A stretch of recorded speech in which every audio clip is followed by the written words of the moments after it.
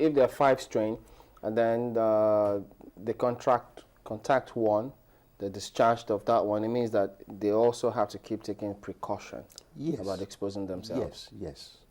Everybody needs to take precautions. You see, the good part of this bad thing is that it's very difficult to contact. Yes, it's highly contagious. Difficult to contact? Yes, it's difficult to get it from somebody. It's highly contagious. Oh, okay. You see, they're two different things. Difficult or easy? I don't know. No, you see, the circumstance has to be right. And that circumstance is difficult. Okay, that means the circumstance meaning in terms of to transmit means you have to be down. Yes, you have to be down. You have to be ill. Somebody has to be in close contact with you, and so on and so forth. So it's close that contact circumstance has to be. touching. No, it's not all that. Really, it is not. Again, like I reiterated when I was here, the person who is going to infect you with this thing is not going to be walking around the whole place. The person is seriously ill. So would you say that we are overreacting? I mean, first of all, we've had churches bringing on new measures, no handshaking. A lot of people avoid handshakes these days. Despite the fact that I'm not down. You know, and you also find that we've been told to avoid large gatherings of people.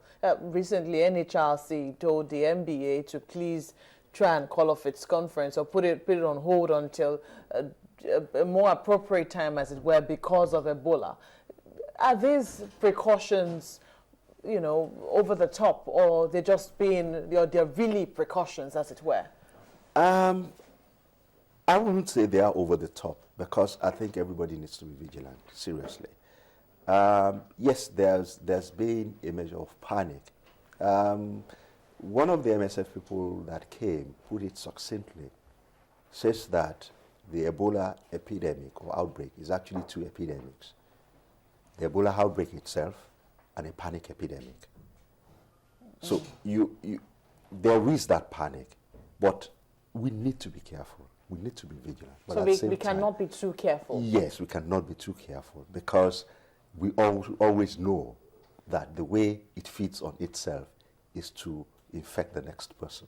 Are we doing an assessment of response of Nigerians generally? Let's say, for instance, Lagosians. Would you say that we're taking it, our response has been good, or are we overly panicky that we're not doing the things we're supposed to do? Are levels of hygiene, basic hygiene, improving?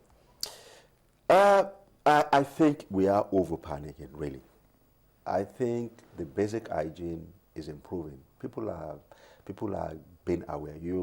The other day somebody posted something on my chat group and showed people orderly when they were entering BRT buses with spaces in between them. so there is no contact. So I think by and large, yes, we are getting more aware. And that, I think, it's what we really need. The awareness. So those guys are smart after all. They know they go control themselves. It does present opportunities, doesn't it? Is it something that the Lagos state government is looking to build upon? Yes, because even if we stop this outbreak right now, we need to keep on being on our toes until it stops in the other West African countries. We're not really safe.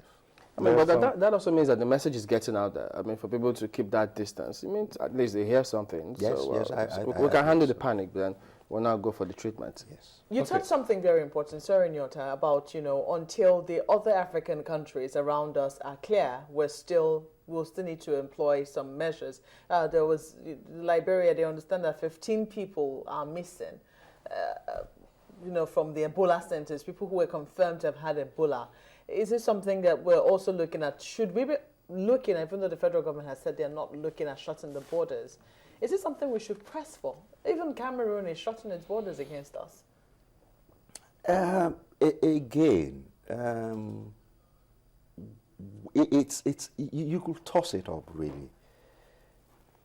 The question will always be, are you really sure that somebody will enter our borders? I think that's really the question.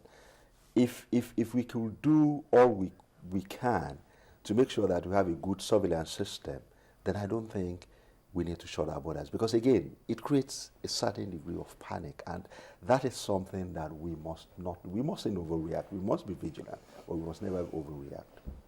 Just a question coming in. Adela Kukoyi says, please confirm the status of the doctor that treated patient 0 based on the recent stories about her health. Every one of the doctors that we've discharged treated patient 0. The first? A senior doctor? No, the senior doctor wasn't the first person that touched that. Actually, the first person that we discharged was actually the first person that got in touch with patient 0. So, like I said, I know a lot of people are anxious about the senior doctor. We're doing everything possible to make sure that she survives this. She's been a fighter, I can tell you that. But we'll make sure that we'll try everything possible to make sure that she survives. This one was meant for Professor Wu, actually, but let's see if you could respond to it.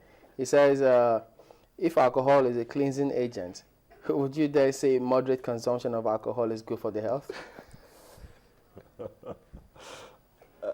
That's from Sheggs. I don't think. Look, despite all the fact that people keep on talking about red wine, white wine, the simple truth is alcohol is bad for your system.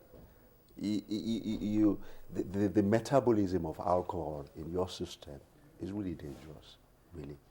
So there is for me no good thing about alcohol. Whatever it is in red wine, you could get from other sources. So why take alcohol? It's not an excuse to take it. Sheggs, there goes your answer. All right, I want to thank you for coming on. Dr. Olukayode Oguntimehin, Permanent Secretary, Primary Healthcare Board, Ministry of Health in Lagos. And so the matter is being contained. We're doing what we can. It says don't panic, but they can call those numbers and reach out if you have any suspected case anywhere. Thank you for coming on this morning. Thank you.